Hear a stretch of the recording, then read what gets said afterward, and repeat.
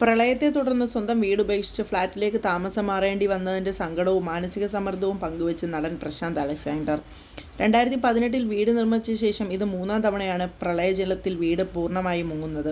കലിതുള്ളി എത്തുന്ന മഴക്കാലമെത്തുമ്പോഴും ആവർത്തിക്കുന്ന ഈ പ്രളയ ദുരന്തം താങ്ങാനാവാതെയാണ് പത്തനംതിട്ട ജില്ലയിലെ മല്ലപ്പള്ളി വലിയ ആഗ്രഹത്തോടെ പണിതു തുടങ്ങിയ സ്വപ്നഭവനം വിട്ട് പ്രശാന്തും കുടുംബവും ഫ്ളാറ്റിലേക്ക് ചേക്കേറിയത്. 2018 വീട് വെച്ച് മാസങ്ങൾക്കകം പ്രളയം ഒരു ആവർത്തന പേടിസ്വപ്നമാക്കി മാറുമെന്ന് പ്രശാന്ത് ഓർത്തിരുന്നില്ല. 8 വർഷങ്ങൾക്ക് ശേഷം ചരിത്രം വീണ്ടും ആവർത്തിച്ചിരിക്കുന്നു. ഇത് 3-ാം തവണയാണ് വീട്ടിൽ വെള്ളം കയറുന്നത്. വെള്ളം ഇറങ്ങിയ ശേഷം മാത്രമേ ഇത്തവണ എത്രമാത്രം നാശനഷ്ടം ഉണ്ടായെന്ന് വിലയിരുത്താനാകൂ എന്നും പ്രശാന്ത് പറഞ്ഞു. അടുത്തിടെ നടൻ പ്രശാന്തും തിരുവല്ല മാർത്തോമ കോളേജിൽ ഇംഗ്ലീഷ് പ്രൊഫസറായ അദ്ദേഹത്തിൻ്റെ ഭാര്യ ഷീബ പ്രശാന്തും മല്ലപ്പള്ളിയിലെ തങ്ങളുടെ വീടിൻ്റെ അവസ്ഥ എടുത്തു കാണിക്കുന്ന ഒരു റീൽ പങ്കുവച്ചിരുന്നു. ആറ്റുനോറ്റ് ഞങ്ങൾ പണിത വീടാണ്. 2018 നവംബറിൽ ഞങ്ങൾ താമസിക്കുന്നതിന് മുമ്പ് ഓഗസ്റ്റിൽ പ്രളയം കയറി താമസിച്ചു. ഇതിപ്പോൾ 2-ാം തവണയാണ്. ആദ്യമൊക്കെ ചങ്ക് പൊട്ടിയാണ് ഇതിനെ കാണുന്നതെങ്കിലും ഇപ്പോൾ അതിനെ നോക്കി കാണുന്ന കാഴ്ചപ്പാടിലൊക്കെ മാറ്റം വന്നു.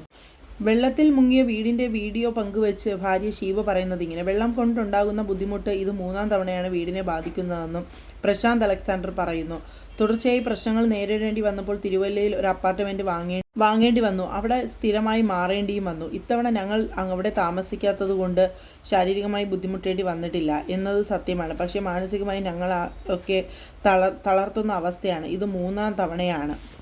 2018 മഹാപ്രളയത്തിലുണ്ടായ കുടുംബത്തിന് ആദ്യമായാണ് കനത്ത തിരിച്ചടി ഉണ്ടാകുന്നത്. അന്ന് 2 ലക്ഷത്തിലധികം രൂപയുടെ സാമ്പത്തിക നഷ്ടമാണ് വീടിനുണ്ടായത്. പിന്നെ 3 വർഷങ്ങൾക്ക് ശേഷമാണ് മുണ്ടയ്ക്കകത്തുണ്ടായ വെള്ളപ്പൊക്കവും പ്രദേശത്തെ പാലത്തിന് സമീപം ഏക്കൽ അടിഞ്ഞുകൂടിയ വെള്ളക്കെട്ടിൻ്റെ ആഘാതം വർദ്ധിപ്പിച്ചു. അന്ന് വീടിൻ്റെ അകം പൂർണ്ണമായി നശിച്ചു. ഇപ്പോൾ 2026 പ്രളയജലം വീണ്ടും ഞങ്ങളുടെ വീട്ടിൽ വന്നു.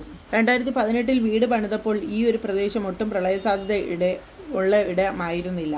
വീട് പണിത ശേഷമാണ് 2018 മഹാപ്രളയം വരുന്നത്. അതിനുശേഷവും അത് എപ്പോഴെങ്കിലും ഒരിക്കൽ മാത്രം സംഭവിക്കുന്ന ഒരു അപൂർവ പ്രതിഭാസമാണെന്ന് ഞങ്ങൾ കരുതിയത്.